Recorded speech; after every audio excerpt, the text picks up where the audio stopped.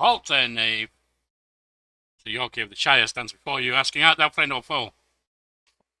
If thou art friend, then join me now, as we step once more into Golarion, with more Pathfinder wrath of the righteous.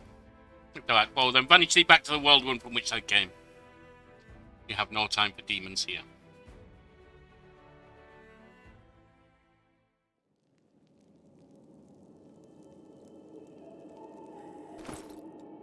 Nor their enslaved cultist ilk either.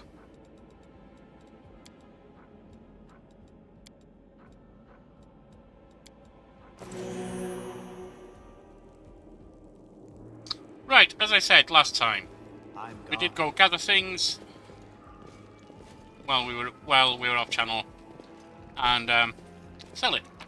A couple of thousand extra. Oh, apparently we missed some. Never mind.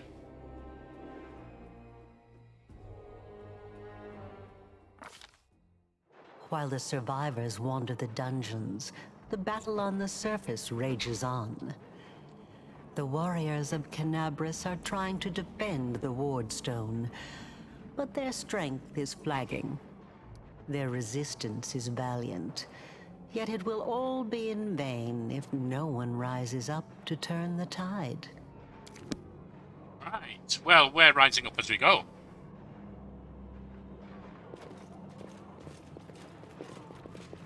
All the little angels rise up, all the little angels rise up high. All the little angels ascend up, all the little angels ascend up. Which end up, ascend up.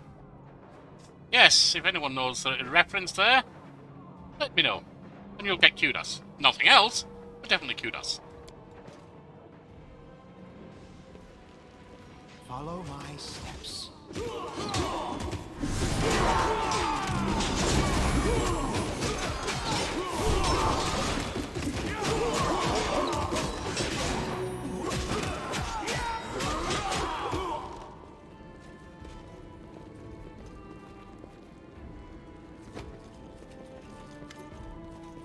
The half-orc before you wearing armour adorned with helmets, golden swords is clearly exhausted. Fair maiden, what's wrong? She obviously hasn't gotten much sleep over the last few days. There's soot on her face and fresh blood on her sword. Her hazel eyes are hard and focused, and her firm voice sounds accustomed to giving orders. She sizes you up, surprised, judging whether you are friend or foe, and opens her mouth to ask you something. This is when she spots Anivia. Ah, love. True love.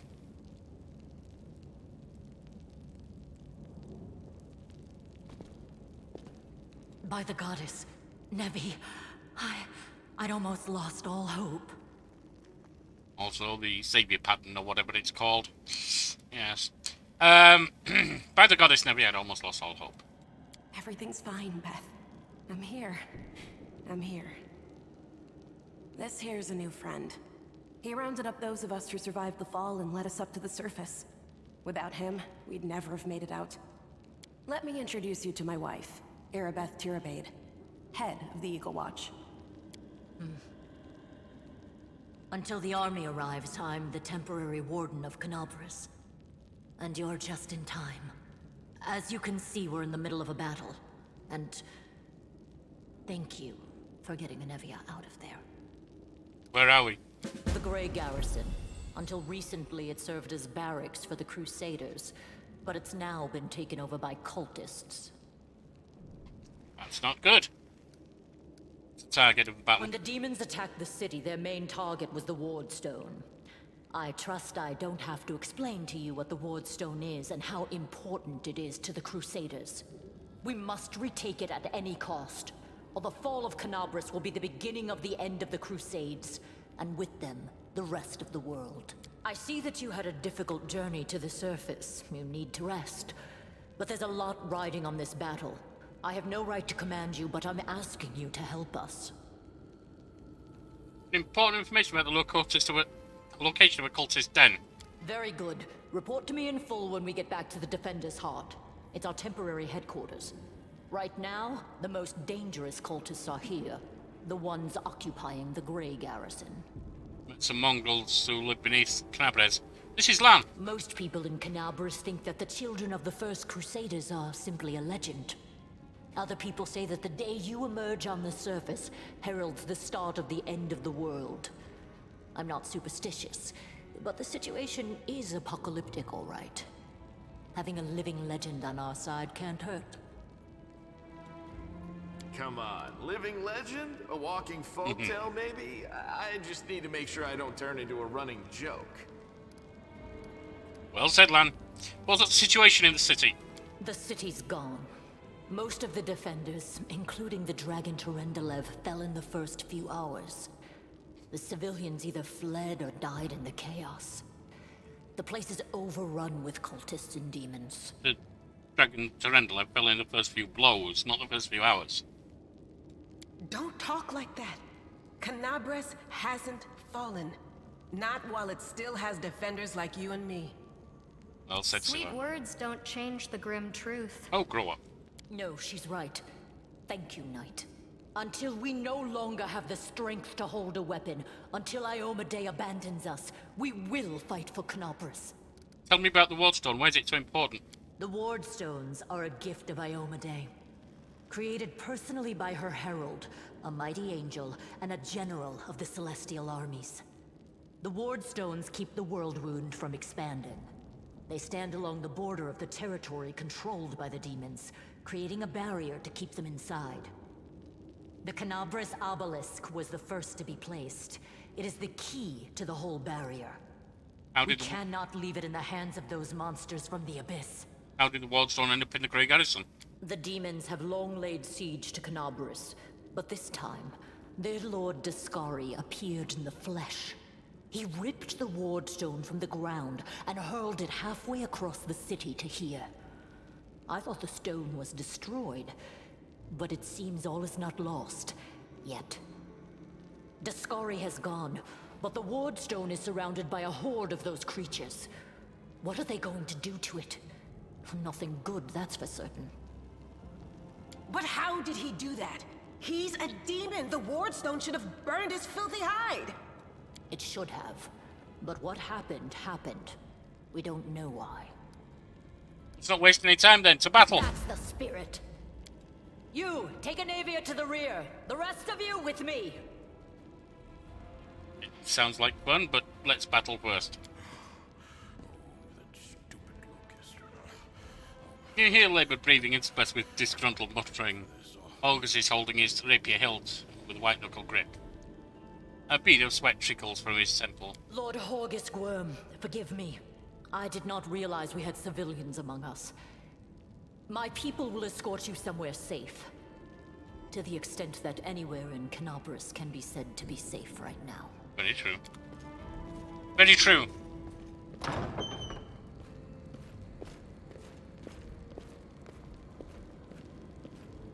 That's right. Fighting spirit is the one thing that we've got plenty of. Actual fighting power, that's not so great. Fighting know-how, even worse. But fighting spirit, at least we're rich in that. Well, let's go learn together. For Iomedae! For the Queen! Kill the beast!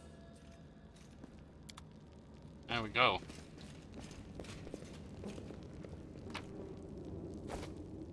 Don't need those.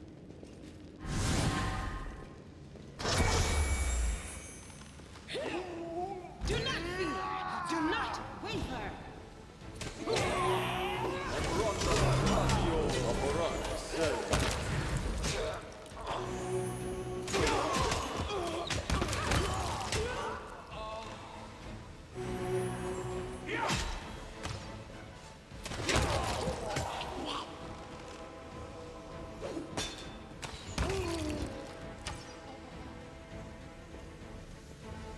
Let's head out.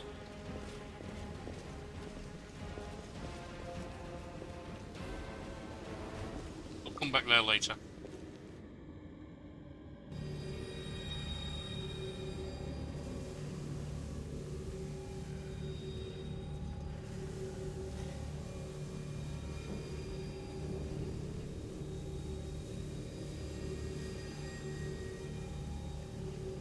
How's it going, pal? Want to join? We'll all be dead soon, but we'll be alive. Don't do it.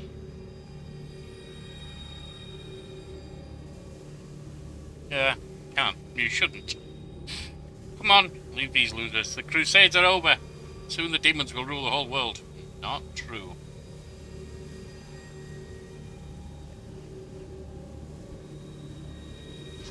One moment.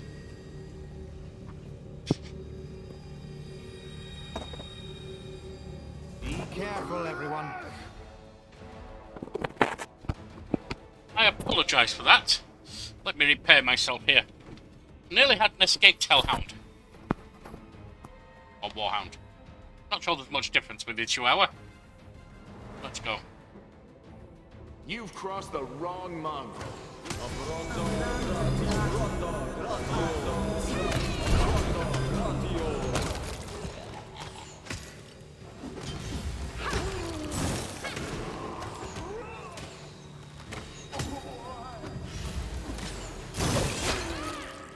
That's got them running. Good. Into the fray! What are you doing, Yorkie? Bit late to worry now.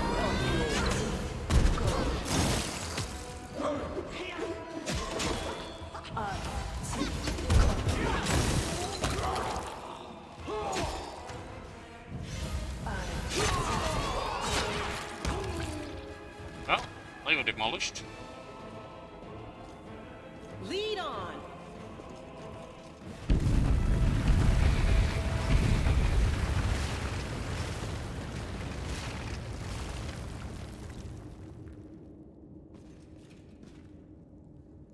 Let's, I think, have a little healing after that. And again, apologising for that little interruption. I'm afraid we have some lovely nephews staying in the castle at the moment. Slamming doors makes other ones fly open, which is not good. And those other ones have a Chihuahuan hellhound or warhound trying to get out and kill German shepherds and things like that.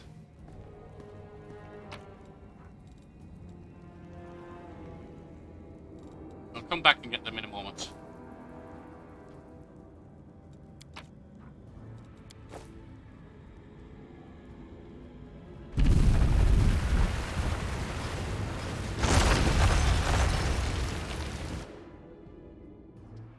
Well, there's no going back that way now.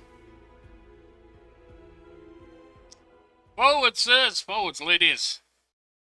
Let's meet the battle head on.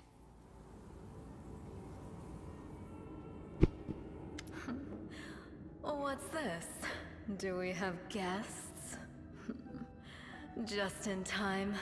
The place is a bit of a mess, and I haven't even poured the blood into the goblets yet. Why don't you... Oh! What an unexpected surprise! Staunton, my little sweetheart. Long time no see. I've missed you so much. Have you missed me? Admit it. You missed me terribly. Staunton, would you like to explain? Monaco. You again, you wench! Staunton? Minago, the one who... Be careful. She's one of the deadliest creatures in the whole demon horde. She was once responsible for a massacre in Knabris. She must be back to finish what she started. Staunton, do you know this demon? Does he know me? Staunton, darling. Tell them all how close we were. Staunton. That wench? She's the one who led me astray. She's the reason my life has gone to the abyss. She's the reason why Dresden fell. Oh my, like butter wouldn't melt. What I remember is how eagerly you would run to our trysts, how you begged to see me again, how you promised you'd do anything I asked. By your own free will, you said this. And now you claim that Dresden fell because of me. No, no, my dear. That was entirely your own doing. I'll beat your lying lips into your filthy throat! Now, Staunton, don't say things like that. Not about these lips, the ones you kissed Staunton? so sweetly. Staunton, dearest, don't you love me anymore? Remember how good we were together? I was so hoping that we could patch things up. I'll kill you! Staunton?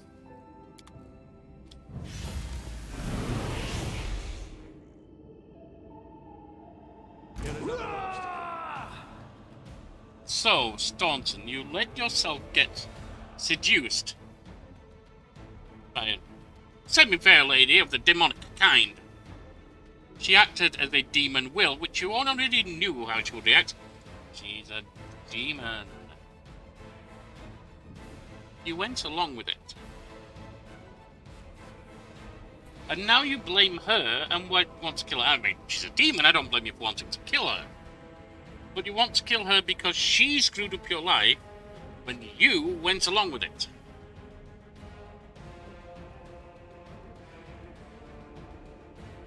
Get out of my sight, Taunton.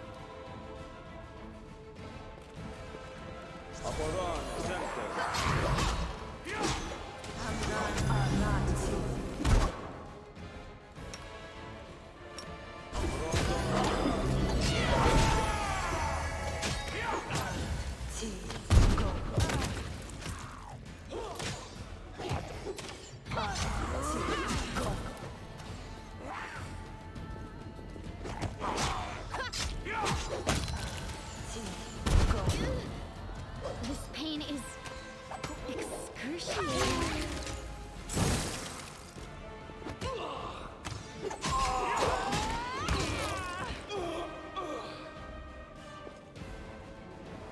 That battle seems to be over. I'll gather equipment that's lost behind.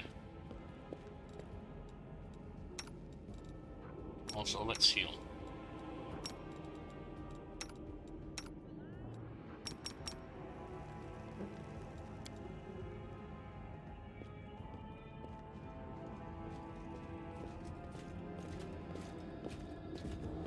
Come, my friends.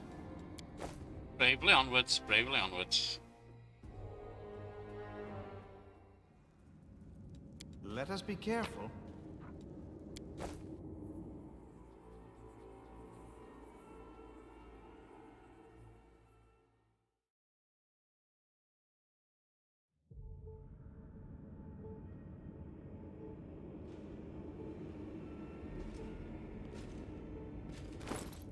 I'm overweighted at the moment.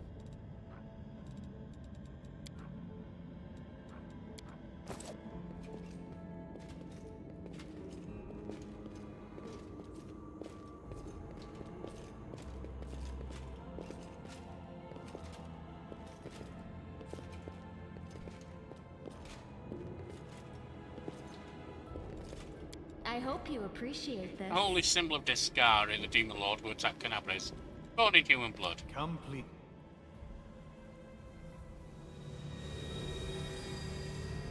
There's the foul cultists affecting the wardstone.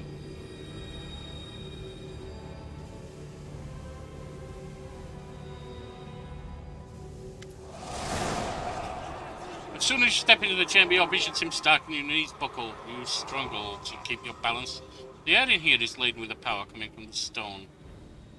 Suddenly, your head is filled with the voices, screaming, whispering, cackling, threatening voices, pleading for help, shrieking curses and taunts.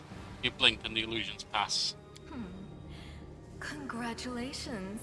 You made it all the way here. This is it. Your precious wardstone. But what are you planning to do now, I could kill you where you stand. But wouldn't it be nice if you could die in battle like heroes? No. I want you to die in despair, scrabbling around like rats in the blighted ruins of your city, blind and broken, your flesh scabbed and seeping, and every moment knowing precisely what was done to you. Have you thought of writing books. Quite eloquent. Sounds terrifying. Except that's how we've been living for generations. There isn't a soul that can resist the temptations of the abyss.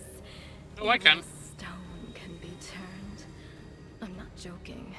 Your precious ward stone, weakened from the injury inflicted by Discari, has almost succumbed to my charms. Soon the whole barrier around the world wound, the gift of your useless goddess, will be a weapon of the abyss.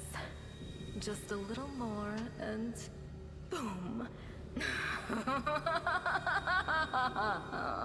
Every city with one of these eyesores stuck in the middle of it, from Canabras to Neurosian, will turn into smoking craters, and all the mortals into red sludge beneath our hoofs. Yes, you certainly have a way with the word. Maybe, good lady, if you were to turn your attention to the arts of scribe, rather than the arts of destroying cities, that might be preferable. So you have a choice. Especially you, my pet. Kiss me on my dainty hoof. Pledge your loyalty to Baphomet. And when the world falls, its ruins shall be yours. Well, I think we've heard enough. Watch each other. Attack. Aim carefully. That's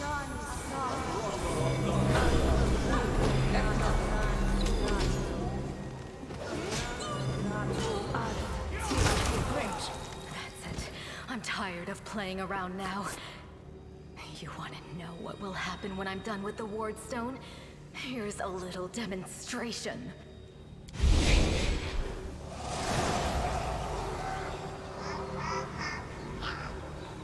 Demoness whispers a spell and the waves of darkness sweep through the chamber.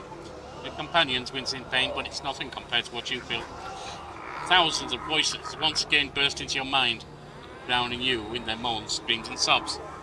Pain wrecks through your skull. Painful, painful. Evil spells won't stop a righteous army. With us! Yes, yes. Keep telling yourself that. The roar of voices blends into an unbearable wall of screaming. The vision goes dark. They will break against our resolve.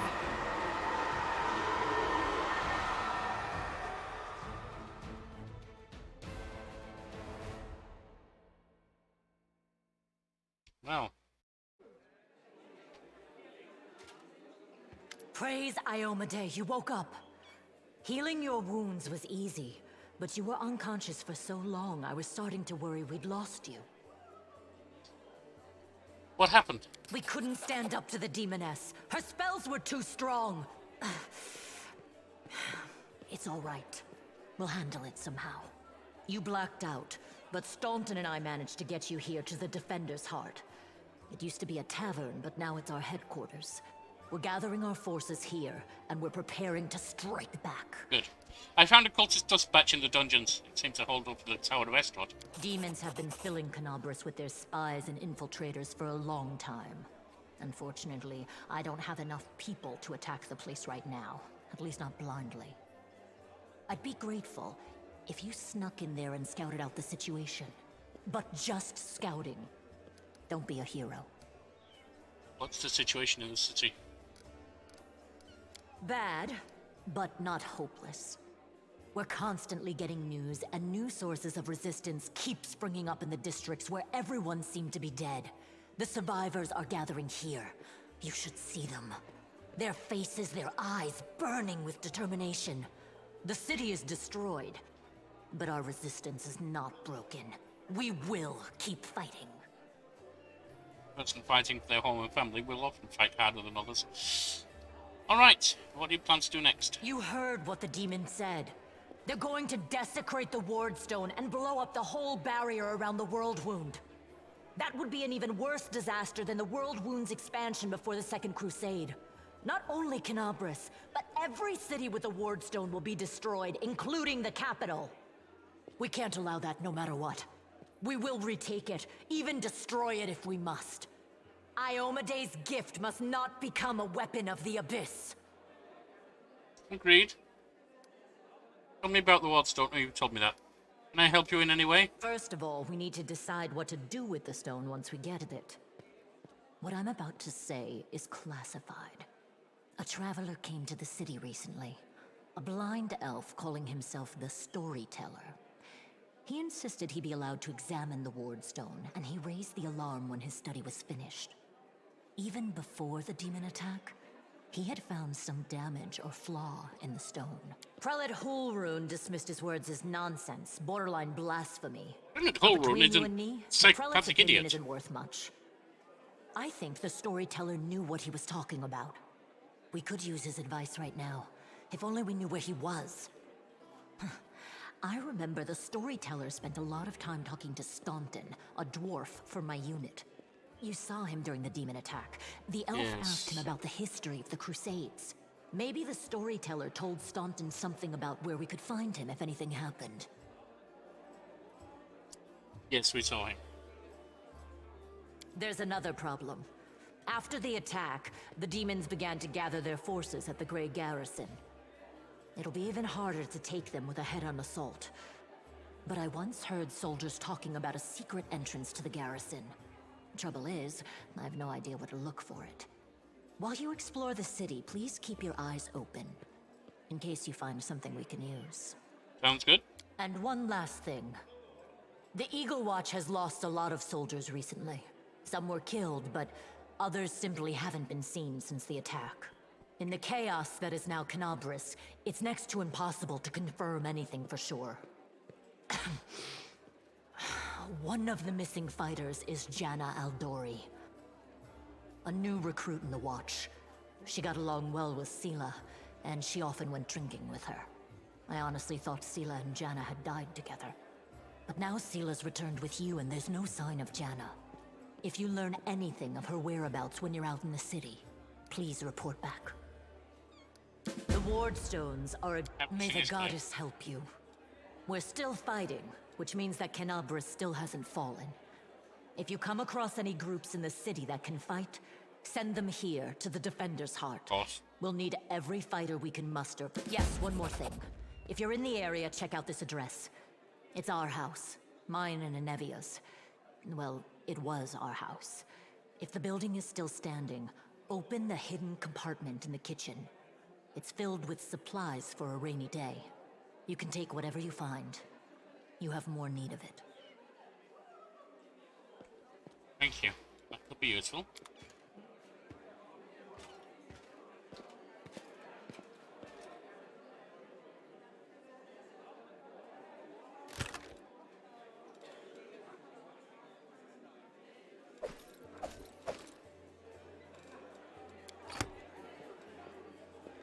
Tread Right. lightly.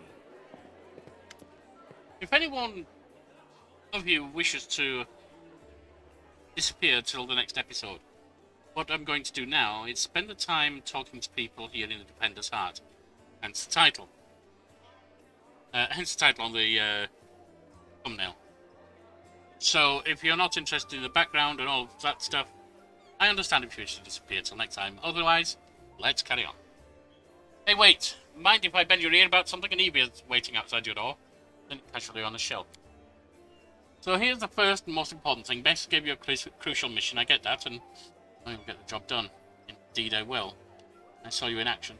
But here's the rub. By sending you out on an errand, we're weakening our defences here. If they come at us while we're gone, I don't know if we'll be able to fend them off. It seems clear so far. What else do you wish to discuss?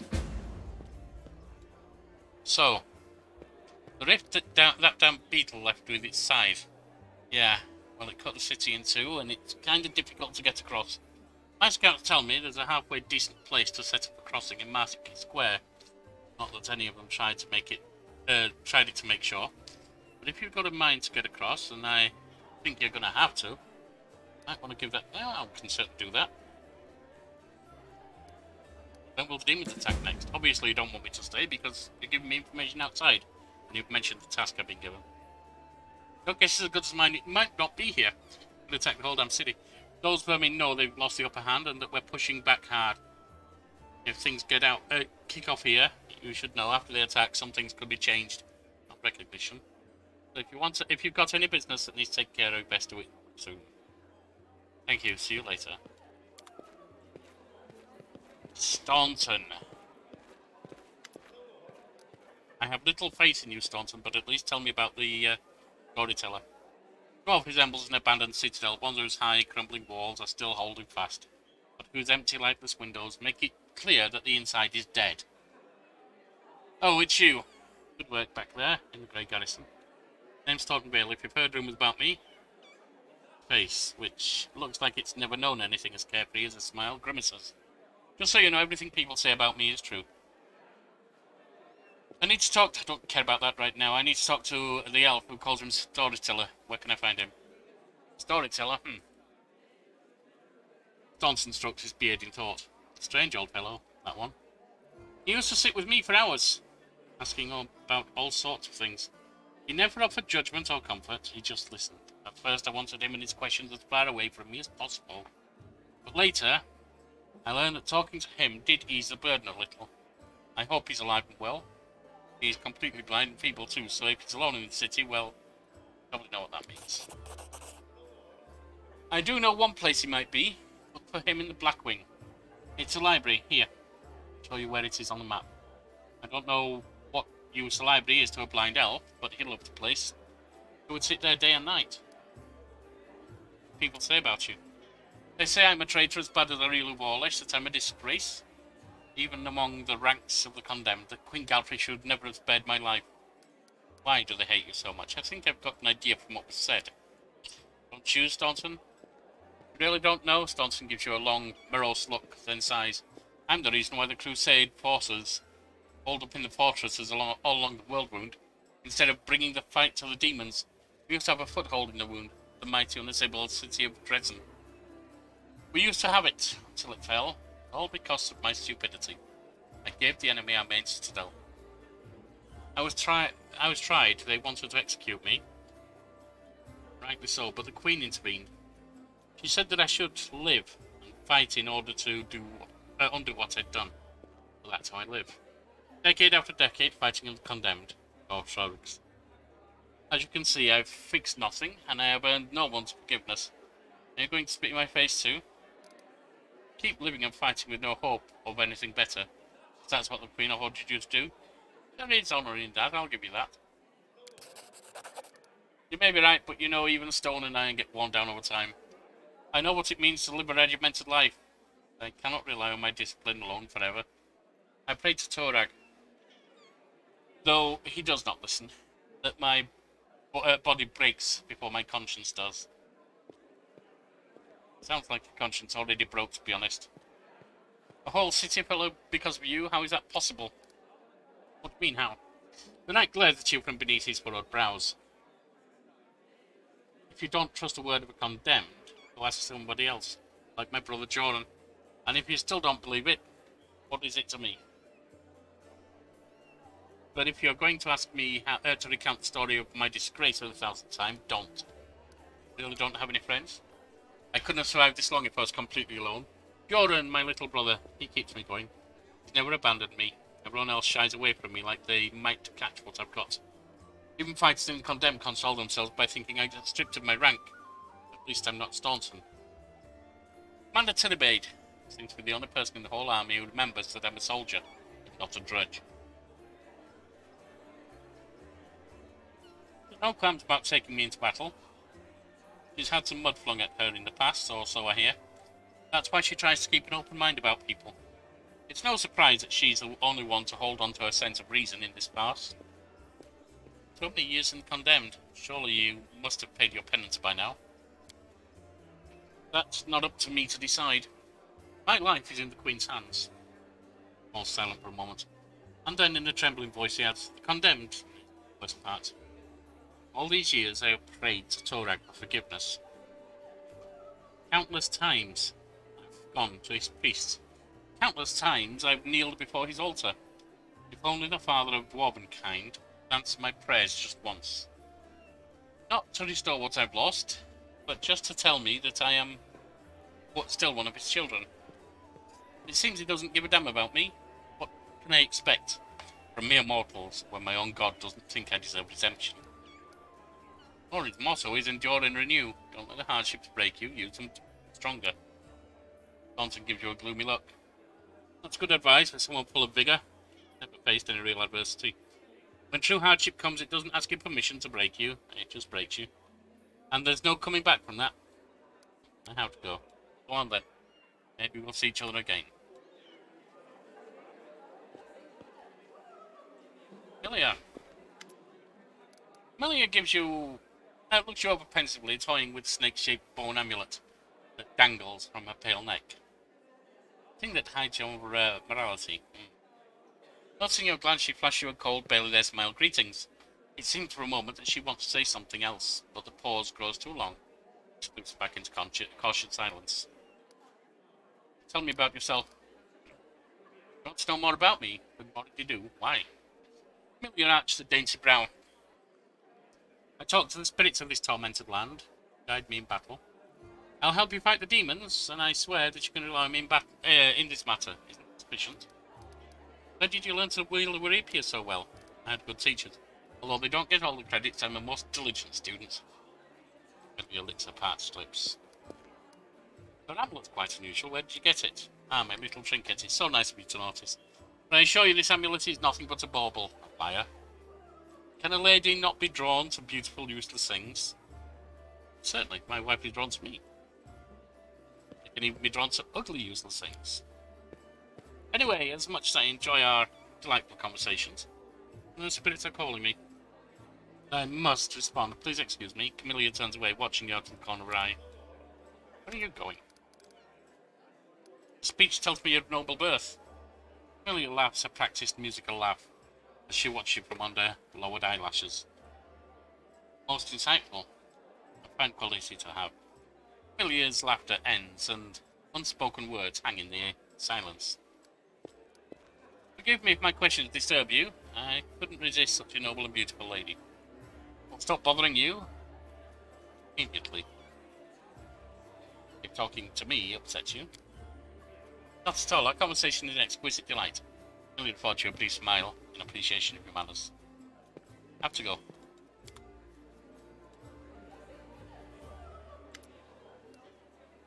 Gemil Hawks. A strange figure towers over the bar. A huge, ungainly man with skin so milky white that his blue veins are visible even from a distance. His bald head is equal parts lumpy and pitted, and filled with and blood-filled eyes stare impassively out at you beneath his pale brows. The glass in the albino's large, clumsy hands looks dangerously delicate, as if one twitch of those calloused fingers would be enough to crush it. A gold medallion engraved with a tankard gleams around his neck. What will it be? Show me what you have.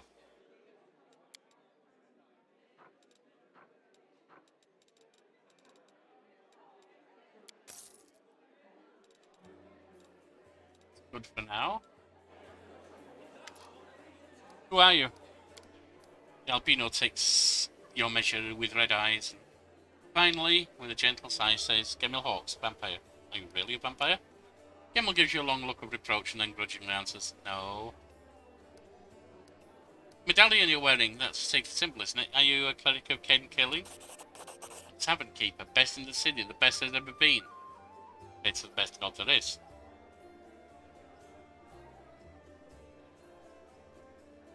How did you end up in the Crusader City? How did anyone end up here? How did you or them? With a huge hand, the tavern keeper gestures the raging group assembled in the room. The world is big. Whoops, sorry. But still, there isn't a place for everyone. People no longer have a life anywhere else, and they end up here.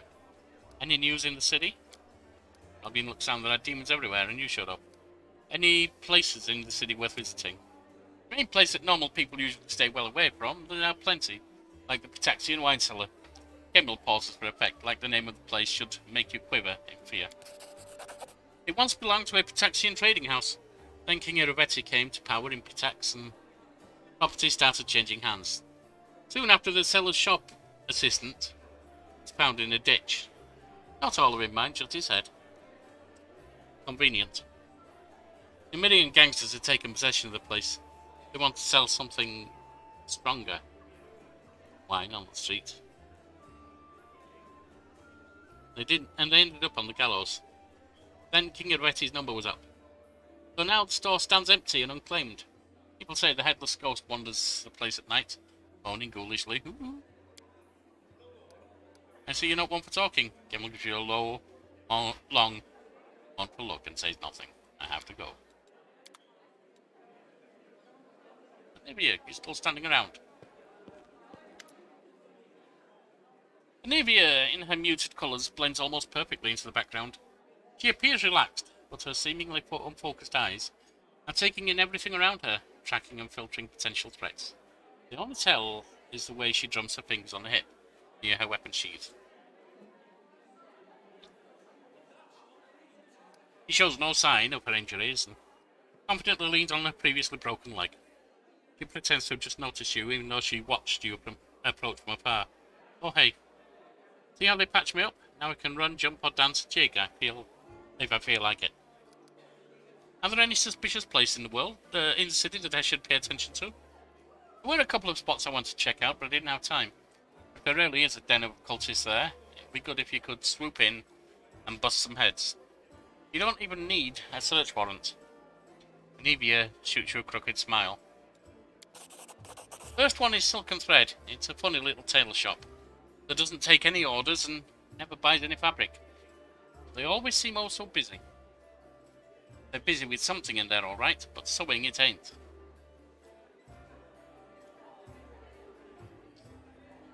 Thread has been revealed. Second one is Alchemy Shop. Topaz Solutions. And they trade in everything, not just healing potions. Judging from the ingredients they've been buying in the black market, there's something fishy about the alchemical rituals going on in that place. Also revealed. What responsibilities do you have in the Eagle Watch? Maybe smiles evasively. Nothing official. Not even a night, you know. I just hang around. Are you sure you want to know the details? Catching traitors and spies and cultists and not walking the park, it's a delicate job. You always do it all within the letter. You can't always do it all within the letter of law. What if we surprise some suspicious blighter with an official search? Everyone will always know about it long before starting with their cronies. Then again, sneaking into people's houses at night ain't exactly legal. Crusaders can't be doing stuff like that, can they? Well, not exactly a knight. She trails off. Tell me about yourself. She shrugged a lazy smile. I'd be happy to, but there's kinda nothing to tell. What's so interesting about me? Where are you from? Nowhere. I was blown in by the wind and found in a cabbage patch. She stopped short. Sorry, it's an old habit of mine. I don't like blabbing about my past, but it saved my skin, so I guess I kinda owe it to you. Not to clown around. Right? I'm from Nidal, and I wouldn't wish my homeland on my worst enemy. You've heard of the place, I'm sure. Ruled by monsters that aren't alive or dead. And the official religion is a cult of Zunkothon. I grew up in a slum, like a weed between the cobblestones. I didn't have a dad, but I had lots of aunts and uncles. My mum's cronies. No prize for guessing the kind of business she was involved in. They gave me a set of lockpicks as soon as I could hold a spoon. And while the other kids were picking their noses, I was picking pockets. When I was 12, the monks of the Sound Shroud came for us.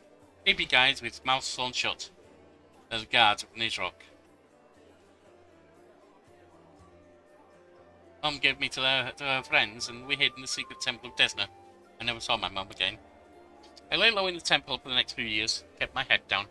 I washed floors, fetched water, listened to sermons. Funny thing, after a while I started liking Desna's teachings. But as soon as I was old enough, I was out of there. I left Nidal and got as far away as I could. Quite a ragtag group you've got here, from nobles to street thieves. Not that, right? Only the best for you. What do you do if the knights and nobles fail to save the world? Lowlights are your only hopes. Fair. How did you meet Erbeth? I was bumming around Simon a while back. Doing this and that. Desmond temples sometimes gave me odd jobs, you know. Sometimes I need people with my skills. On the surface it was fine, I guess, after Nidal, the freedom of River Kingdoms. Should have seemed like heaven, my chance to sit back and enjoy life, but I wasn't happy. There just wasn't any joy in the new life. I was all alone. No one cared about me and I didn't care about anybody either. I struggled to find a reason to drag myself out of bed every morning. Tying a stone round my neck and jumping into the nearest river seemed to look pretty appealing. One day I was hired to follow some fellas who the local authorities suspected were Zamirian spies. I was stupid, I made a rookie mistake and they caught me. Like my body had already decided to do what my mind had been fighting, to finally put me out of my misery. Get someone else to kill me, since I didn't have the guts to do it myself. They grabbed me, I thought they'd got me on the spot, but instead, they hog-tied me and dragged me off. And just like an animal going to the slaughter, my only thought was, let's get this over with. They brought me to their stinking cave, threw me on their altar. I realised who it was, Cushite, from Nidal. They'd tracked me down after all those years. But I didn't care anymore. Wouldn't even have cared if they'd eaten me alive or whatever. We all gotta go sometime, right? So I was lying there, staring at the knives pointed at me. When fate rolled the dice, I hit the jackpot. Irabeth, there she was, storming into the cave. Picture it. Lying on the altar with all those knife-wielding maniacs around me, and suddenly Irabeth storms in. I thought it was Eomede herself, fierce in her shining armour and her gleaming sword raised. Made quick work of those scumbags, chopped them up right like that. Didn't even have time to blink. She untied me, and then Anivia's face lights up as she chuckles. She looked through the papers they had on the table, and she started swearing like a sailor. So much for Eomede. How did you and Irabeth end up in Canabris? After almost becoming human sacrifice, I knew I never wanted to leave Irabeth's side. Desna knows I fell for her instantly. Yeah, I think that's called the rescuer syndrome or something like that. My misery was gone. And when Irabeth showed me what was in those papers, proof that the cultists had a nest in her home city, well, I offered to help without a second thought.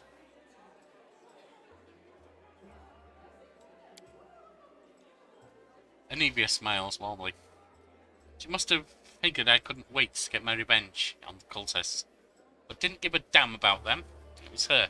I'd go anywhere with her, even on a crusade or into the jaws of a dragon.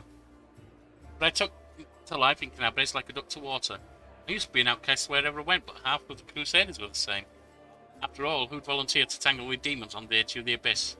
You've got to be a goody two-shoes with too much honour, in time, or a misfit with no life out in the normal world with normal people.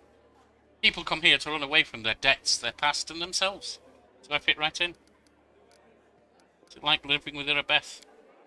Like living. Without her, I wouldn't be. Seriously. If I were alone, I'd definitely be gone by now. Sure, sometimes we argue, we can't deny that. Sometimes we bang our fists on the table and yell so loud that the walls shake. That's all about order business. But at home, I'll give you an example. I've kind of always wanted to move out of that broom closet we call a house into somewhere cozier. It ain't like they take a vow of poverty at the Eagle Watch. Every month, somehow, most of our spare money is spent on crusader business. Sure, I get mad about it, but Anivia makes a helpless gesture. It's part of why I love her so much.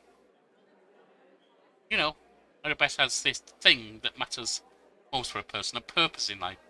She's always got a reason for whatever she's doing. Her whole life is a crusade. I just drifted around like a leaf in the wind. Until Desna brought us together. Now she's a meaning in my life. So it really makes no difference if we live in a mansion or under a bush. Honestly, I'm glad it's working out, but it hardly sounds like a healthy relationship. Thank you for your answers. Or at least a healthy foundation. I have to go.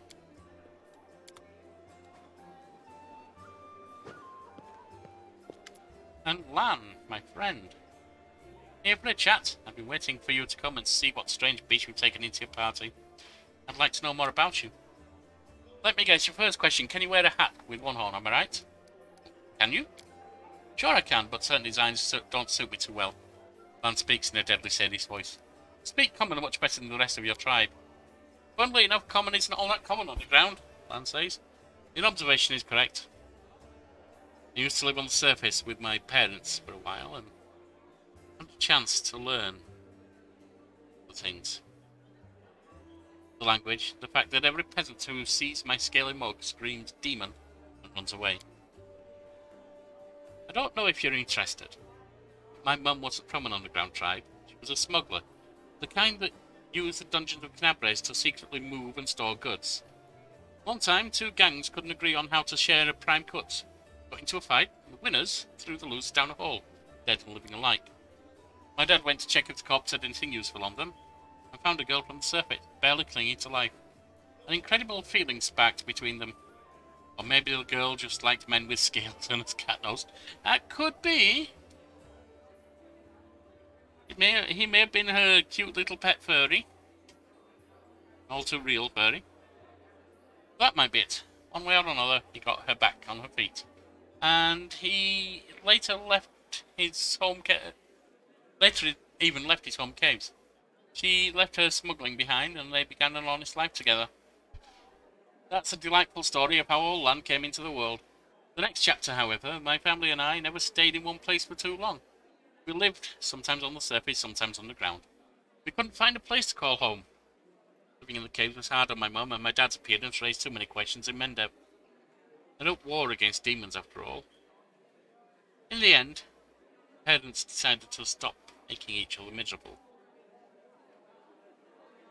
And separated. My father and I returned to our tribe. I think the peasants screaming demon had something to do with it. Or maybe Dad just couldn't stand life without rat tail soup. We all have our special delicacies. I wouldn't rule out that possibility. Did you come with me so you could see the surface again? No, it wasn't that. I just don't have much patience for certain types of creatures. Demons, I mean. They want to destroy Knabres, I'll be on the side of the people they're attacking. Lan looked away. Sounds like a poor reason to throat your whole life. You're persistent, aren't you, Lan Archers? The only brow he has. Then suddenly turns grim and looks away. Fine. You have the right to know. Did I mention I was born in a marriage between an Uplander girl and a mongrel? Yes. But you didn't mention the marriage. My birth, hell take me, turned out to be a great misfortune for my parents. All because I'm relatively healthy. I mean, the best thing that can come from a marriage between a cave-dwelling mongrel and anyone from the surface, a healthy child, with the right number of hands and feet, no apparent defects, no missing organs or other problems. They saw hope in me, so risked having more children. They thought it would somehow be alright. A growl edges into Lan's voice. I could have had 4 brothers. The first was born 2 years after me and died 3 years later. That's sad.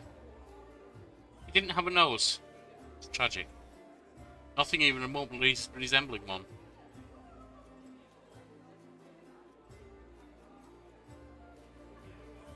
He could only breathe through his mouth. Mum and Dad were afraid to risk to take their eyes off him. For fear he'd choke and suffocate on something. In the end, it was his weak heart that killed him. He was struggling to breathe all the time, I'm not surprised. It's a shame, though. Then there was another pregnancy and birth. I pretended I was sleeping, but snuck out of my bedroom and listened under the door. All those hours, it was very strange. I never heard the newborn screaming. Mum moaning, yes. The priest praying.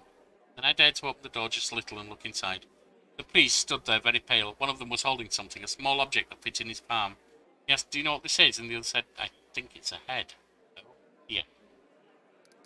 Please go on. Maybe having someone to talk to would help you, Lan. Lan pauses, exhales, and continues in a steadier voice.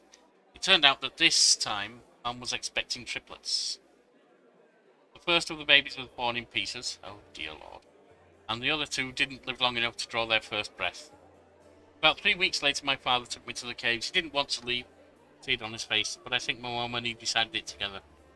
The curse my people have carried since the First Crusade stood between them. Not to mention the 4 dead babies.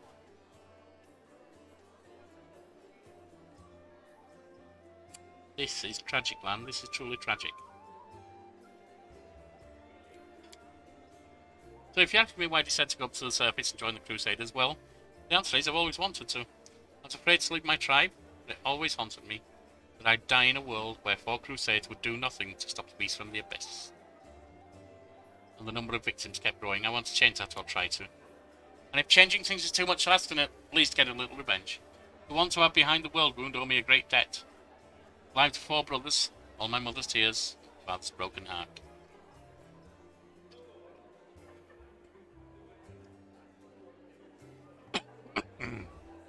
It's a lot. It's so much that killing a couple of demons won't do it for me. I want to do something real, and I'm ready to pay any price. I call it my personal crusade. Like, that gives you a slanted grin. I used to think that things would be better if I'd never been born, but now I think I was born for this, to settle the score. Would you like to find your mother? No. Word flies from Lance's mouth, faster than an arrow. Then, after a pause, he continues, I don't want to meet her, not because I feel any resentment. Just she's a half-elf. She's barely got her first grey hair, and I'll be a ramshackle old man. She's buried enough children. There's no need to make her witness the death of another one. You understand? I do. I'm sorry. Lan smiles, this time sadly. Well then, I'm very lucky. I met someone who not only helped me choose the right path, but is happy to listen to me whining. Not whining, my friend, not whining. You're talking about things that are painful, that's different. Your parents' love didn't survive hardship, but that doesn't mean the same thing will happen to you. What if you find true love, someone who won't leave you no matter what? Break my beloved heart when I die in her arms 5 years later. That's a fine thing to do to the person you love. Then again, there's a chance I'll inspire some tragic bard to write a tearful ballad. Lan, I'm not going to push you on this, but that's really not your place to judge. Your partner, if you ever find one, may benefit from having known you, even if they later lose you. Thanks for sharing, Lan. You don't need your story again. It's just, yeah. Mongrels have short lifespans, but you don't look like you're getting old or dying. How old are you? Lan chuckles. I'm as old as I look. No surprise there, but remember Sol? He's 10 years older than me. I remember him back when he was a fearless warrior, and day by day I watched him turn into an old man. Him and my father. It happens very quickly. First you miss a shot because you don't see the target as clearly as you used to. You think it's because your eyes are tired. You tell yourself it'll get better tomorrow. Then you notice you're having trouble breathing. That climbing is harder than before. Man clenches and unclenches his human fist. Your fingers stop bending. You have to tie your sword to your hand. You can't even put on your greaves without help. When you're washing your face in the stream, sometimes you catch sight of a grey-haired, wrinkled old man and you don't recognise. And this goes on until one day you come across a cave beast and you realise you can't outrun it. My dad kept diaries, marked all the signs, and I saw it too. Last year I had to help him get out of bed, help him dress, remind him to eat. Sometimes he forgot my name. I told him that we should have stayed on the surface, and he joked that dodging a goddess was behaviour unworthy of a crusader. He meant for asthma. Every morning I woke up to check how I feel. There are no signs yet. Even so, I know I don't have much time. I need to do something useful before I forget why I came here. What about Wendwag? Are you sure? Right. Your connection? My connection to Wendwag? I mean, where do I start? Lan turns the unexpressive reptile half of his face to you. We grew up together, trained together. She was the chief's daughter. She was groomed to be the best all her life when I came along. And then I came along. We were rivals, but we dragged each other out of tight spots too. I've always been drawn to grand heroic gestures, sometimes idiotic ones, whereas Wando likes to roam unexplored passages, finding new caves and making maps. She wants to be a great huntress, the one who'd make it through the shield maze, but instead she... Yeah, we know. It would be better if she died. The death of a friend is painful, but watching a friend become a shadow of their former self is unbearable. Were you just friends, or were you more than that? Wow, you really don't pull your punches, do you? Lan exhales loudly. There was a time I asked myself the same question. Wendwag knew me better than anyone else. She understood me better than anyone. She was my first woman, but we never loved each other. Maybe I could have grown to love her, but it's always seemed like she never understood what love was. I would say you're right there. Maybe she was just incapable of those kinds of feelings. Thanks, I found out what I want to know. Tell me about your people. What's it like living in caves? Oh, I'll give you a broad smile. His smile is strange as he falters where his human features meet his animal ones. Imagine that in the entire world there's only a few hundred like you. It's not an inch of fertile ground anywhere. Nowhere to grow grain, for bread, or cotton and linen cloth. Your neighbours are beasts, want to eat you, or parasites who want to infect you with their larvae and then eat you. It's not that bad, because you can try and eat most of the things that are trying to eat you. Sometimes the risk of getting poisoned, sometimes the almost no risk at all. In the worst years, there's not a single living thing anywhere to be found, predator or prey. That's when you eat mushroom soup. I'd say 3 times a day, but there was barely enough for once every 3 days. Land shrugs. Life underground has its upsides. Unintended. There's no risk of losing the roof over your head. No bad weather. Not counting the earthquakes, of course. Earthquakes. In a cave. Yes. Are you really the descendants of the first Crusaders? More like demon spawn, aren't we? Sad but true, without the demons there would be no Mongols. It's the magic of the worldwound that affected our ancestors and made their children the way we are. Like most in our tribe, Chief Soul fancies himself a descendant of the underground Crusaders. The ones our heroic ancestors left to guard the caves. I don't know if it's true or not. That angel came to our caves for a reason. Maybe he remembered us. Those were evil and dangerous times after the First Crusade. Hundreds of Crusaders began having children, and the babies were born with fangs and horns and warts that covered half their face. People didn't like the new look. Inquisitors sure didn't. So our ancestors fled persecution and made a home for themselves down there, under the ground. They probably intended to find a cure for their children, and hoped to return in time, but it never happened. Instead, the worldwound's terrible legacy was passed from generation to generation. Mongrel parents only guess what their child will look like. Each is born with a new mutation. Many mutations are fatal. Land stops and then goes on quietly. Down in the caves, we usually don't congratulate the family on the birth of a child till they turn at least 3. Most don't even get a name before that. There's no point. I think we've found out all we need to know for now. I need a break from reading right now. So, let's promote ourselves.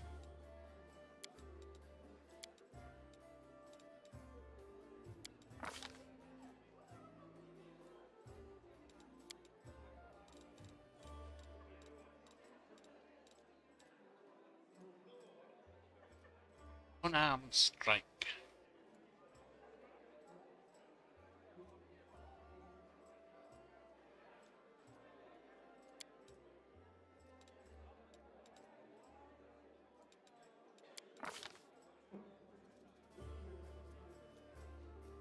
Ah yes, draconic heritage.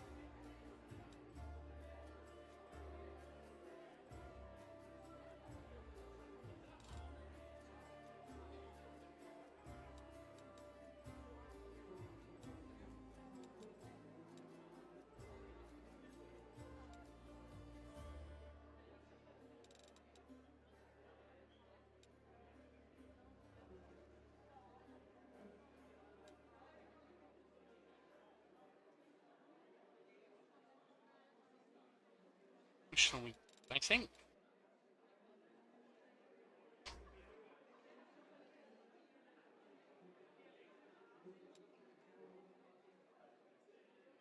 I think a silver dragon.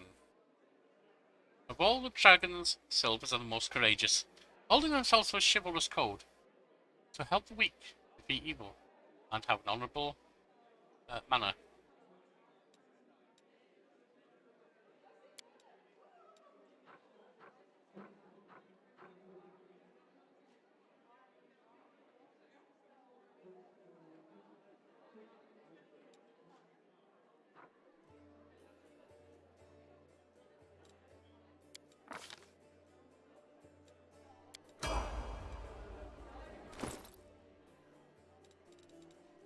Lan.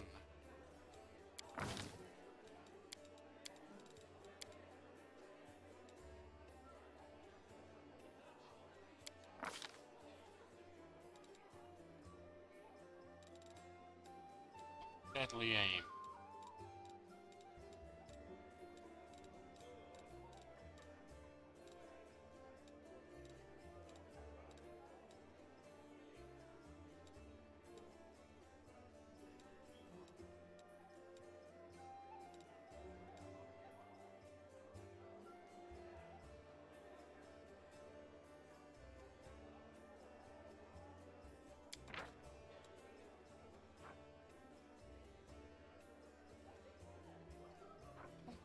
Oh, that's rapid shot. Nobody can use that.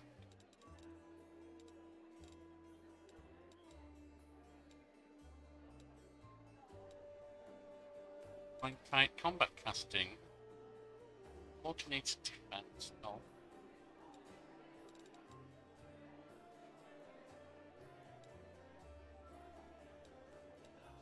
You're going to be a perception artist. Give me that. Point blank master with a longbow.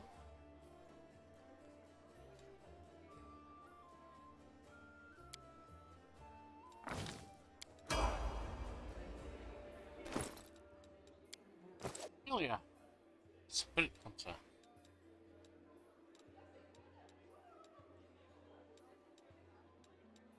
Ultimately.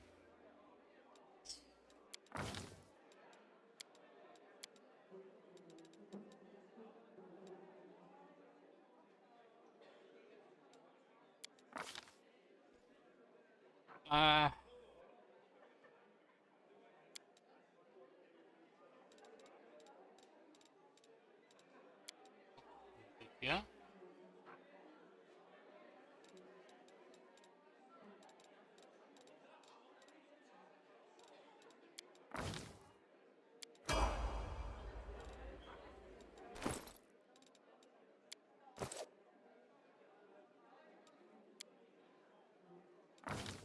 Paladin.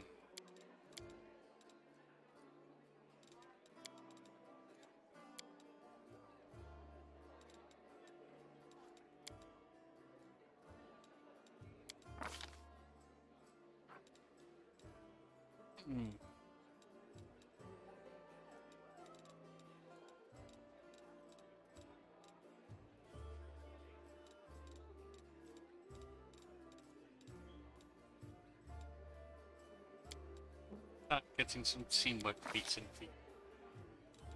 Mercy fatigue, yes.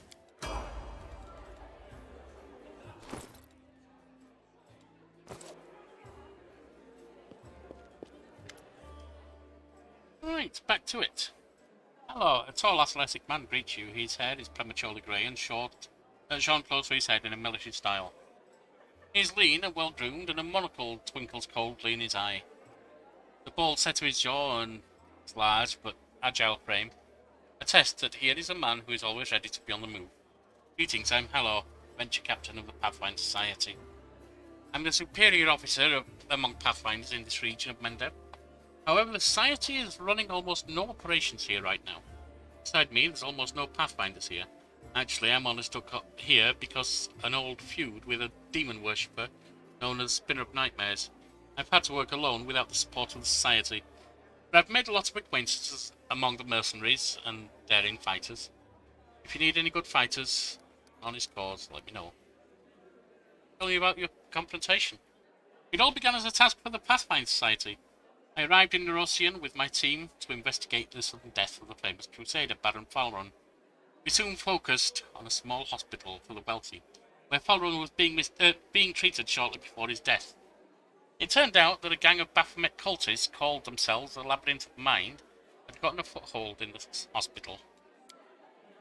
They were obsessed with twisting the minds of their victims and targeted fragile people too weak to resist. The hospital was filled with perfect victims, isolated for weeks from the outside world, completely helpless. But when they returned, they were different, almost normal. But the moment they heard a certain phrase, something dark awoke in their mind, and they transformed into servants of Baphomet, ready to lie, betray, and even kill. The Labyrinth of Mind was preparing to infiltrate all the elite circles of Mendeb, but Baron Falron stopped them. He was too loyal to his oath and too resistant to their spells. He fought for his freedom until the strain broke his heart. We opened and cleaned the city of Baphomet, Pit of Vipers. Their den was a cradle of sin and filth. They cast spells on each other. Their loathsome fantasies stepped real from the minds into the world. They dreamt of horrible and forbidden things, and they fought like mad. We burned the place to the ground and slaughtered everyone we could. The leaders of the cult were able to flee. They were set upon revenge. They abducted my daughter, Lowry, who served under my command in the Pathfinder Society. They left me a note full of tart insults, mockery, and sneers. From that note, I learned the name of my enemy, the Spinner of Nightmares. A few months ago, I confirmed that she was the leader of the Labyrinth of Mind. My hunt had begun. I'd get Laurie back at any cost. I looked at his teeth with bulldog determination. Know more about you. What exactly are you interested in? Actually, I'm not. I need brave and experienced fighters. Right.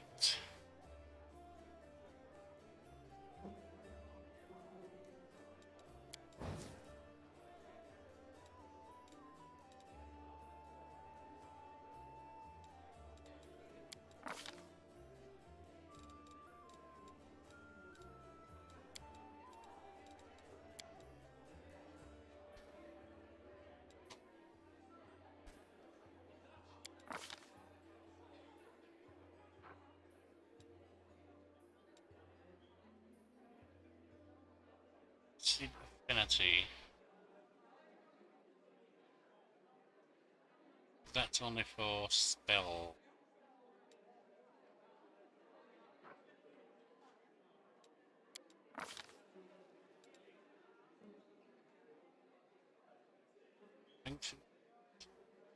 Let me just check something here. Going to be backpedaling on a lot of wisdom and dex we need.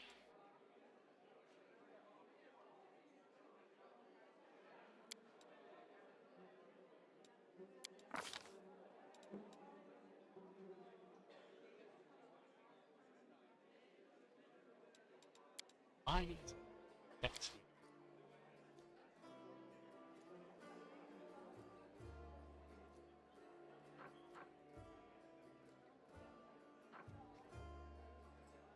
Potentially making the psychokinesis now cast.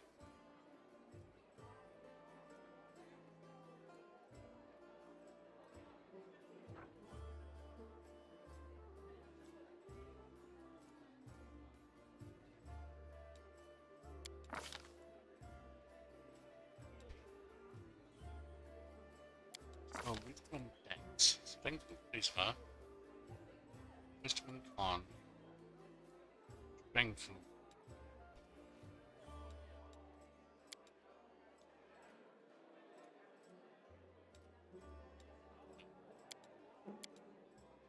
oh.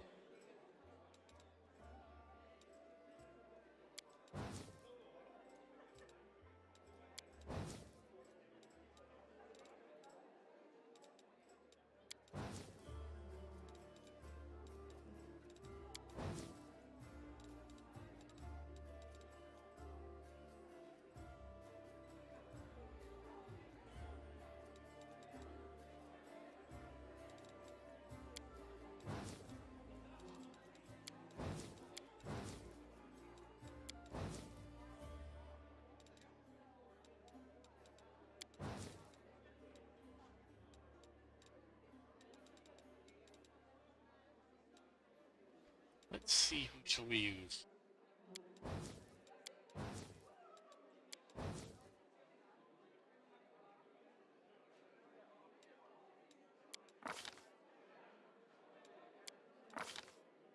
Perhaps a banner wearer could be good.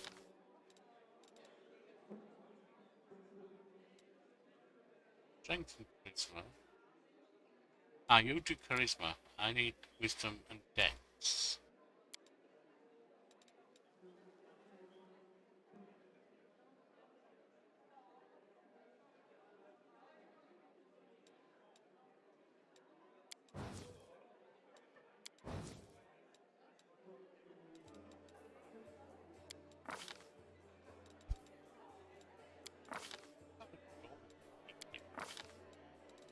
One who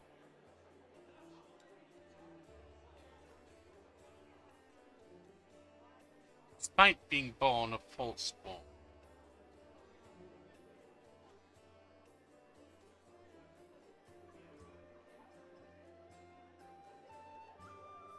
is herself rather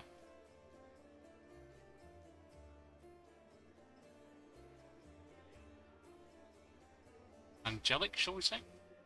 Or Not truly angelic. To order. Lacking any sense of empathy or pity, Falkspawn often abhor all ways of life but their own. They inflict severe emotional and physical pain on others. Yes. Yes. Yes. That's what we will do. Portrait is where?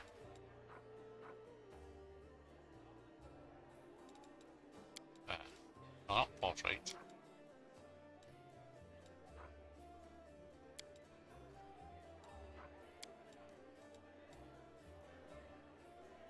Any other do X and Ent.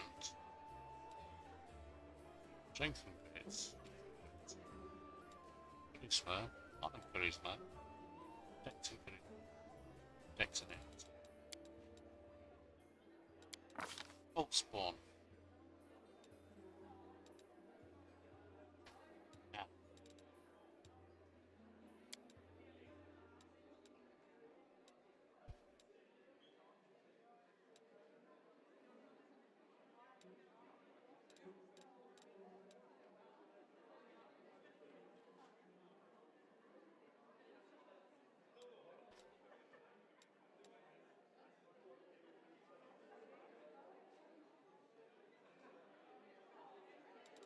Which ones did you add? Arcana and World. Very well.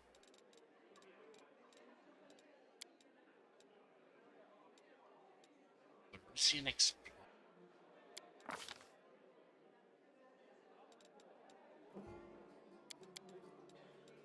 Not very strong, I'm afraid.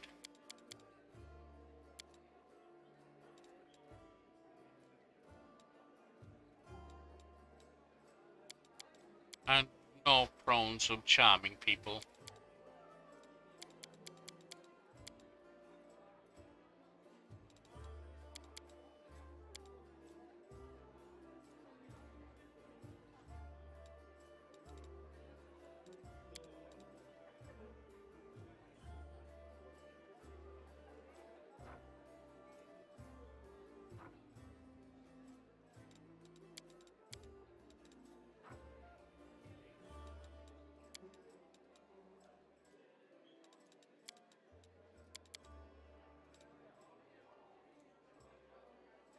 Nice. Right.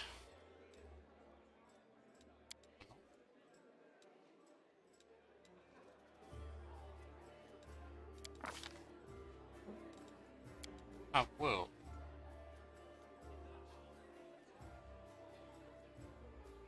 Going to need someone with trickery, so you will be fine.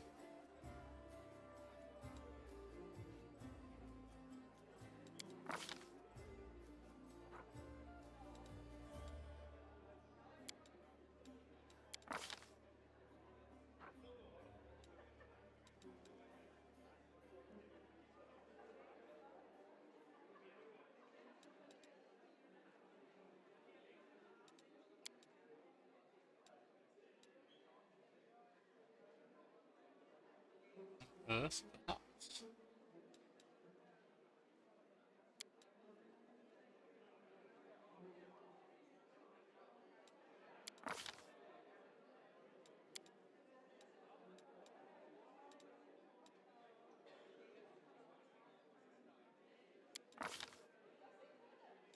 Fusion.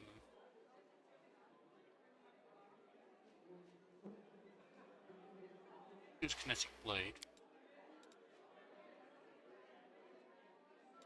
Or just extend range, I think.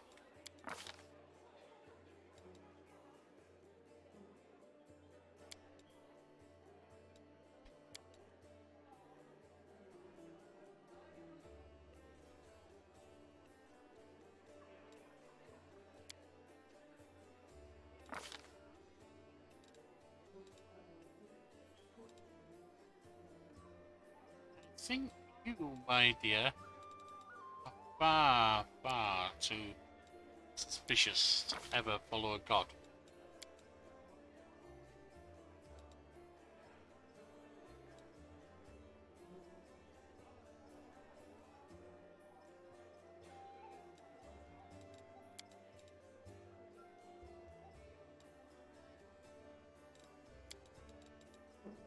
A love of pain.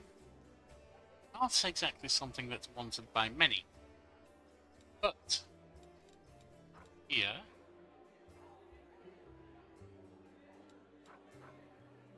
just golden eyed, golden flesh. As close as we can to golden flesh. Hide.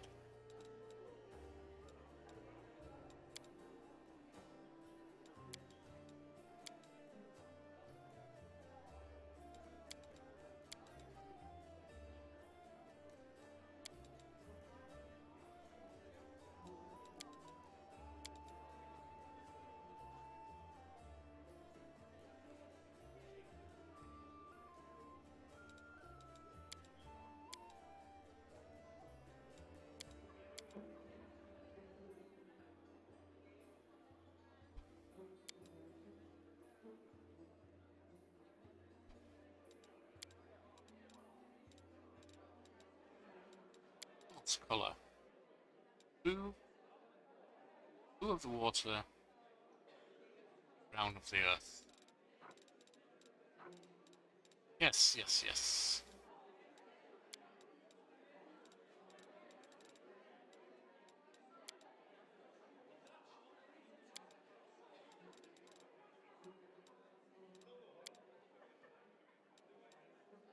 Interesting.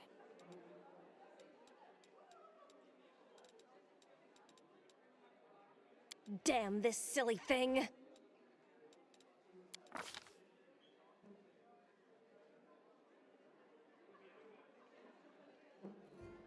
Obscura. And just a random. Careful now.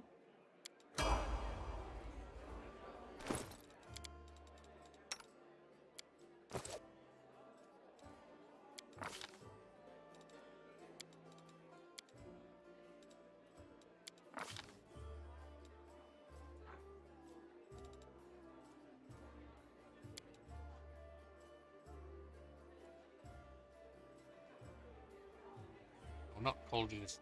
That's not useful.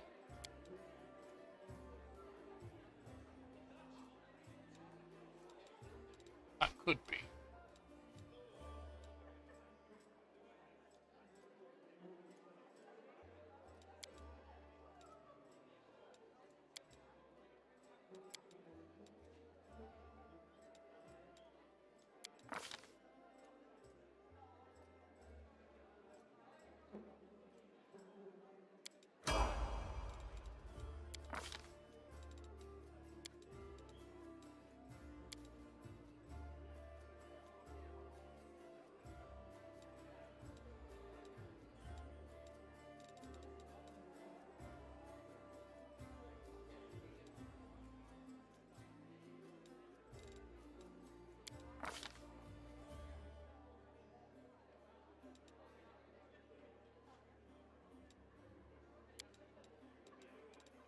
Weapon focus on kinetic blast.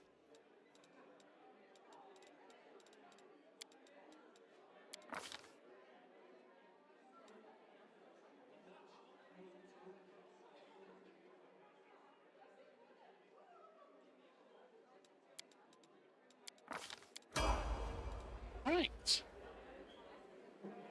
Once more, back to listening to the tale. Beth, what's our main objective? You heard what the demon said. They're going to desecrate the wardstone and blow up the whole barrier around the worldwound. That would be an even worse disaster, though. Yes, we've heard that. We've heard that. Where are you from? I was born in Knabris, and I grew up on a farm just outside it. My way back home lay at the end of a long and winding road. It took me years of travelling from foreign lands before I came to where I've always belonged. How did you become a paladin? A bitter smile appears on Harport's face. I don't much like to remember it. Believe it or not, the story of how I became a paladin is also the story of how I failed to become a knight. My parents were crusaders, may their souls stand together in Eomede's celestial army. When I was born, they retired from the war and started preparing me to continue their legacy. Father was an orc. He'd be pressed to find a calmer, wiser, more pious servant to the goddess here, but still all his life he was dogged by sideways looks. Sadly, that does happen. While I grew older, and it was time for me to serve, I decided anywhere but Canabres. Not to where my father had served loyally, and his only reward had been injustice. Besides, the witch hunters, led by the Honourable Prelate Holroon, stalked the city with a heavy hand. Who knows what they'd have done to a strange girl with green skin? Instead, I went to a smirk that looks more like a painful grimace across her face. You can laugh if you want, but I was still young and foolish. I chose last world of all places. Imagine how well I was accepted in a country that's been battling the Ox Belkson since its foundation. There were many people like me there, but we were all treated as second-class citizens. To all locals, my green skin was worse than leper scabs. Even my brothers in faith kept their distance. I took my vows, and the goddess granted me the powers of a paladin. But even then, not a single order would accept me to join their ranks. I spent another 6 months knocking on doors before I realised the simple truth. I serve Amadei, not these people. I don't know how to prostrate myself before them, so I left as a paladin, but not a knight. Elves are often looked on with suspicion in human countries, and even more so in dwarven countries, but half-orcs don't have any nation where they can truly feel accepted. How did you come to join a knightly order then? I left last wall and went travelling. The goddess guided me, and my path led me to where atrocities were happening. I often fought in exchange for gold, but never for unworthy aims, of course. I wandered the river kingdoms for a few years, killing monsters that tracked down criminals. Sometimes I thought I was just wasting my time, that my true place was in Canabres, but I pushed those thoughts away. I didn't even want to think about going back. But in the end, the divine providence had brought me to my senses. It happened in Simon. I was tracking a gang of bandits, which my employer suspected was a cover for Razmiran spies. I managed to find their lair, but inside I found something far more dangerous than spies, an unholy temple of Zunkathon. When I broke in there, the cultists were about to sacrifice someone, the person who was destined for my wife Anivia. After I cut down the cultists, I examined their papers and couldn't believe my eyes. A network of evil cults had spread all throughout Ovistan, including Mendo. Worse, documents clearly showed that their allies, the Templars of the Ivory Labyrinth, had infested my native Canabres, and were even among the ranks of paladins. After that, delaying my homecoming would have been tantamount to desertion. Luckily, I was no longer alone. Anivia was as eager to destroy the cultists as I was. She was eager to be with you. Anivia and I returned to Canabres. We couldn't trust anyone. The papers indicated the cultists had infiltrated everything. Luckily, I had some experience in investigating, and my beloved... The half-orc smiled warmly.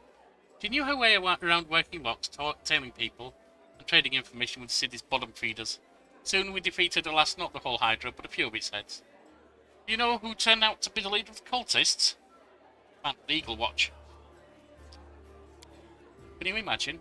While Prelate Holroon was chasing witches through the city, the enemy had infiltrated the very order responsible for internal security. The scandal had reached the ears of the Queen at first. She planned to disband the order in disgrace, but then she offered its command to me, and put its salvation in my hands. Of course there was one small catch: I wasn't tonight. But I was made commander just the same, skipping the usual progression through the ranks. Can't imagine following Zunkothon into alliance with demon worshippers. Shouldn't they hate each other? They should. Baphomet's minions are masters of deception. They manipulate Zunkothon's butchers as eagerly as Amadei's knights. The cultists from the unholy temple didn't know the true face of their associates in Canabres. We ourselves learned the truth much later, after getting to the bottom of their nest. How did the people of Canabres feel about the background? They tolerated it surprisingly well. I shouldn't have been so wary. Crusaders don't tend to be prejudiced as a rule. After all, heroes from all over the world, even from other continents, come here to fight the demons. Apparently the people were only suspicious of full-blooded orcs. There are already many like me here, and we don't have any problems. Though the locals do have their superstitions, Mendev is as merciless as Last Wall. They just have a different set of victims.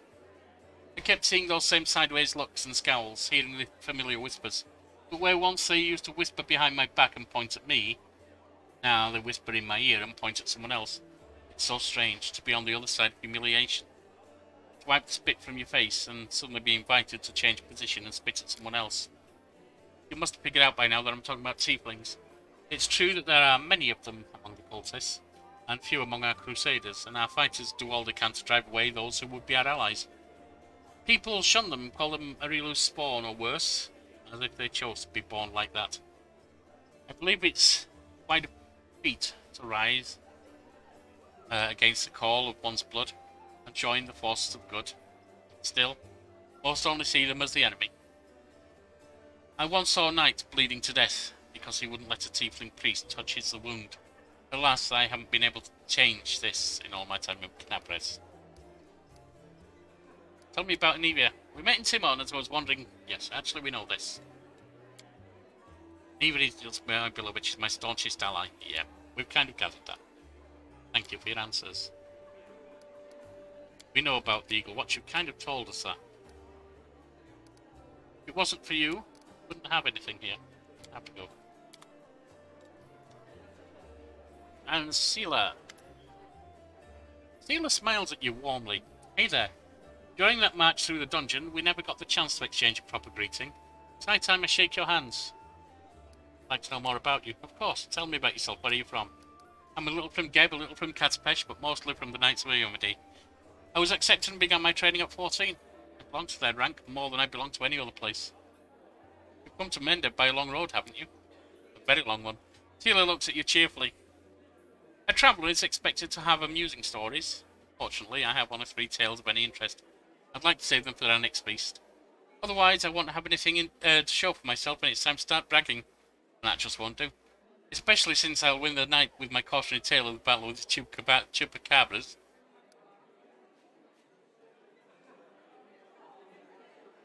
Isn't your attitude towards life a little too carefree? Especially for a paladin? That hint of reproach? If you're only asking, then no, I don't think so. You have to know when it's time for jokes and when it's time for mourning. You're right. I stand corrected.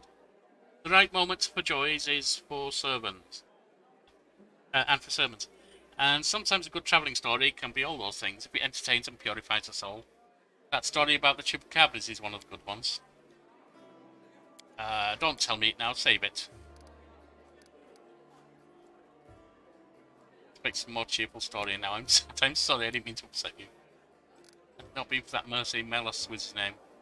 Be hanging for it. Okay, yeah. Made you become a paladin of Ayamade? Sheila's gaze sharpens momentarily, then she sighs. That's a serious question and a good one. You should ask it of your companions, but it's a long story. To start with, 12 years ago, I was nothing like the person I am now. I roamed the streets of Solku with the other homeless orphans. I stole, I fought, and I was hired for a hired sword for a bit. Not the proper origin for a paladin, is it? Origin matters little. It's what you do with what you have, as you and Irabeth have shown, and Anivia. Back then, Solku was a city of orphans. In her own way, so was Wendo. The widowers. Gnolls decimated the city regularly. My parents were among their victims. People there heard about new deaths before they'd finished mourning the previous losses. One day, a group of knights of Remedy brought a glimmer of hope to the city. But while others saw them as saviours and protectors, I was busy pricing up their noble horses and gleaming mithril armours, wondering just how much one of their pretty swords would fetch. A thief lives one day at a time, that's what they say. I was the type that never looked past the next job. Anyway, I was able to sneak into Knight's camp and steal one of their mithril helmets. Sealer pauses, her voice sad and measured. I was right there when a gnoll attacked its helm's owner. Asami was her name. Dealt a blow to her unprotected head. A gnoll like all those she'd fearlessly driven from the gates of Solku. That one blow was fatal, but who was really to blame for the death? The gnoll attacker or the young thief? It's even a seemingly small misdeed can have terrible consequences. Yes, you're right 1,000 times over. I hate to see it, but I just didn't see it back then. And if I had never got that lesson, my eyes would probably never have been opened.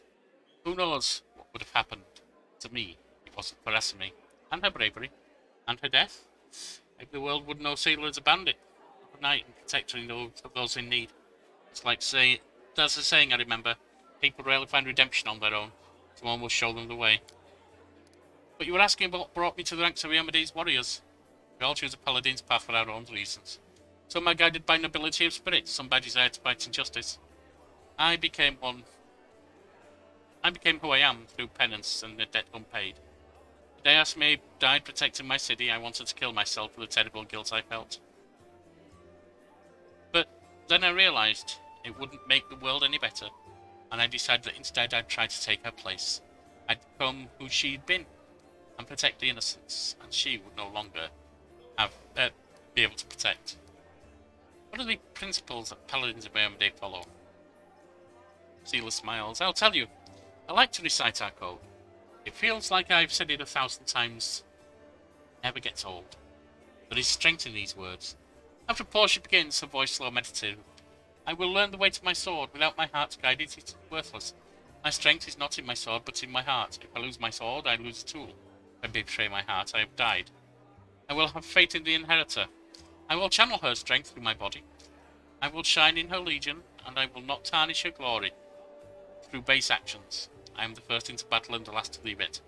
I will not be taken prisoner by my free will. I will not surrender to those under my command. I will never abandon a companion.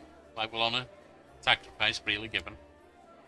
I will guard the honour of my fellows, both thought and deed. I will have faith in them. When in doubt, I may force my enemies to surrender, but I am responsible for their lives. I will never refuse a challenge from an equal. I will give honour to worthy enemies and contempt to the rest. I will suffer death before dishonour, and I will be temperate in my actions. Thank you. We'll talk another time, Seela. There's someone else here I really wish to speak to just now. Indara. An imposing young Oread is surrounded by a crowd of crusaders who are hanging on her every word. I hope this example clearly illustrates the difference between Jistka's legionnaires from the last war and the crusaders. The perfection of form and spirit they were imbued with during creation turned them into parts of a well-balanced war machine. Not a ragtag bunch of individuals, but a united whole. Now tell me again why I'm supposed to be impressed by your reckless assaults, where everyone is fighting for their ego, and for the right to beat their peers to a swift but pointless heroic sacrifice. Some of the crusaders grumble unhappily, but it's clear that they are captivated by the woman's words. The only exception is a scraggly and dishevelled halfling monk, whose puffy black eye gives him away as a brawler and troublemaker. He enthusiastically pushes forward and tries to engage, but one of his friends swiftly jabs him in the back with an elbow, making the poor fellow pause to catch his breath. Looks like we got ourselves a student of warfare. The woman gives you a suspicious look and raises an eyebrow.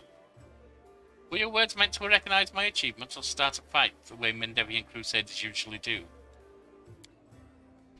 One of the crusaders angrily curls a fist tightly and retorts with a brief burst of passion.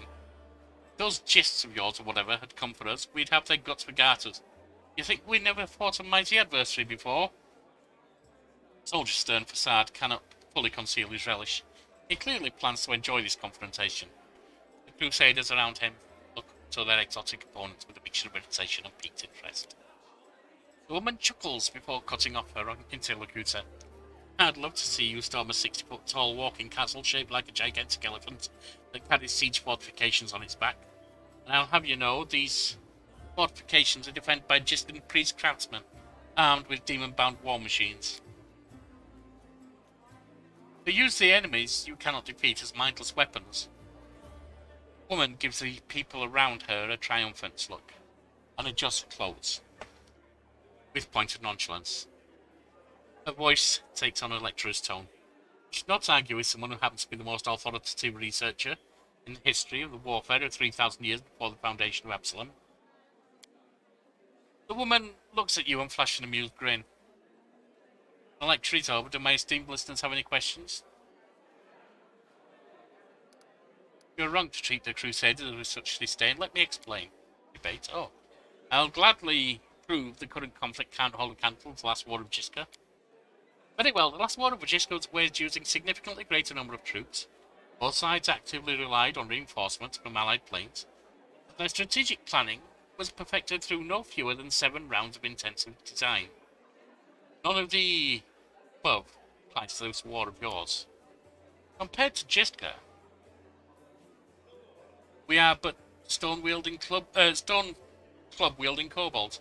I would like to conclude my thesis with a few words found in the Council of Dagon, An advice to the Pharaoh of the Forgotten Plains. I doubt you'll comprehend the true genius of the statement, but here it is nonetheless. A gadfly sees the ox pays no heed to the gadfly. How about the arrogant fails to see anything? The principle of war are always the same. Weapons, causes, and resources may change. Foundations remain immutable. Indara's eyes display frustration as she hears the audience, clearly impressed by her argument, murmuring approval. There is logic in your words, I give you that, yes, the concept of war does not change. But the degree of sophistication in the methods that we use to destroy our foes, the woman stops realizing her words, no matter how ostentatious she makes them. No longer have the power to captivate her audience. Indara offers a pretentious dismissal. As a scholar, I cannot deny there is a certain truth beneath your skeptical statements. History is a complex discipline, rooted in fact, and an evidentiary base grows ever more meagre the further the described period is from your present moment. Of course, if I were to argue with bad faith, the way Crusaders embellish their tales of slaying a single Brimrock, hiding a dozen Balors, for example, I could win this debate, but I am above such things, and therefore I am forced to admit that your skepticism is not entirely without merit. I'm sure you would have been able to expound on your arguments in a longer discussion. Indara nods with obvious relief. I'm glad we both understand this limitation.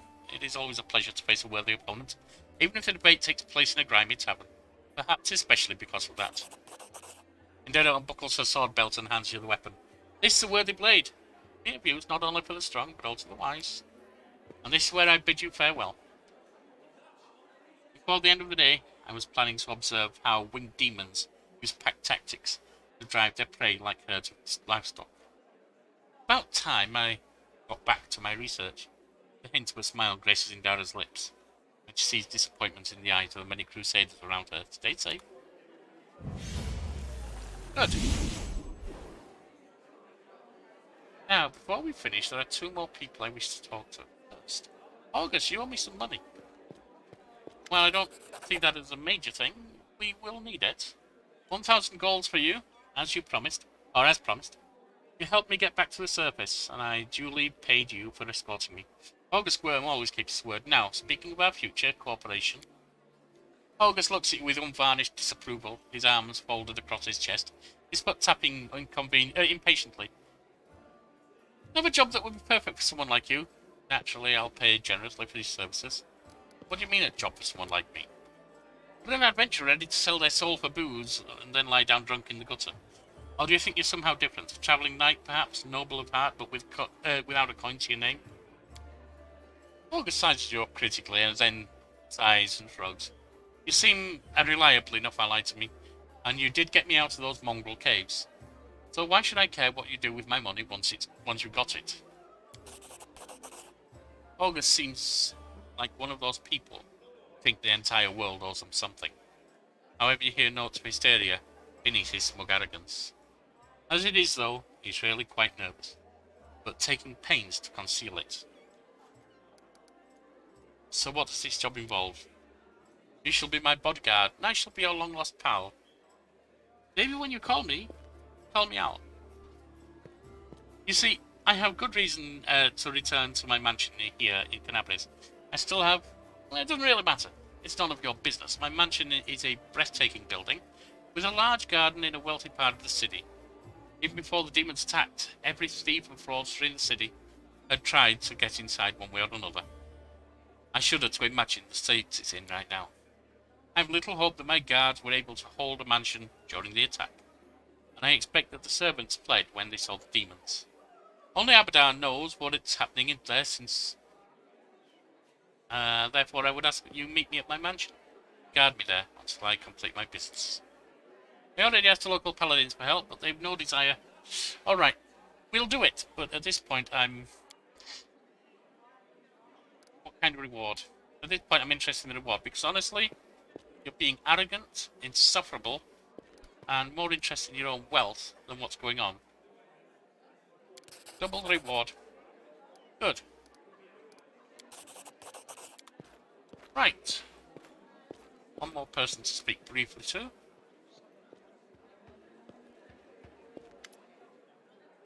A tall, fragile-looking elf sits in front of you, eyes closed. He is pale as ghost, his arm wrapped in blood-stained bandage. He spot other bandages on his body under the clothes, but even in such a miserable state, he manages to keep calm. Raising his eyes to meet yours, he says faintly, "I'm Fawn Autumn Haze. At your service." His pale lips are reddened by blood, but you see no sign of pain. Do you need help? He gives you a sad smile in response. "Thank you, my kin. I expected no less from you. To save your friends, your strength. The healers have already tended my wounds and the best of their abilities. However, the arrows that pierced me were poisoned, and I can only fight off their poisonous effects. Who are you?" "Born Autumn Haze, son of Keonin. Born of Viadara, defender of the woodland border in days long past.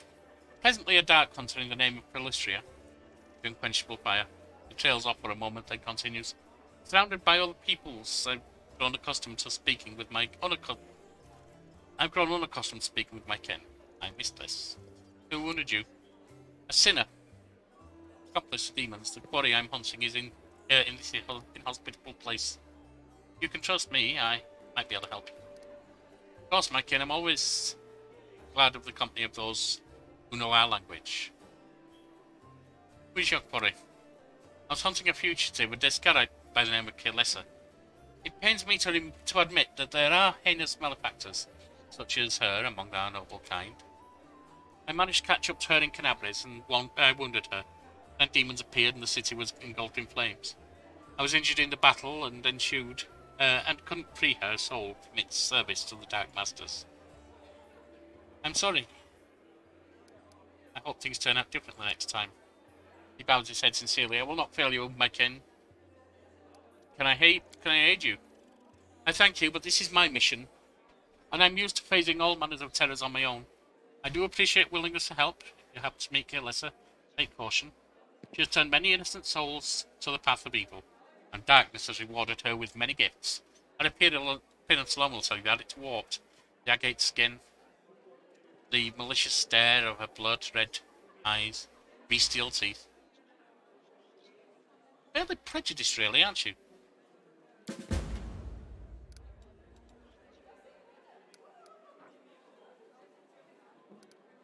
What does Kilessa look like again? Alright. I think we're done. We'll go. I think we're done there. I don't really want to hear any more from you. I will look into Kilessa, but honestly, I'm thinking a Callistian like you, and the way you're speaking, you're not exactly a proud representative of our people. So, thank you for joining us. Come back next time where we'll visit the cellar. I know there's a little thiefling down there. And step out to the map. Very well.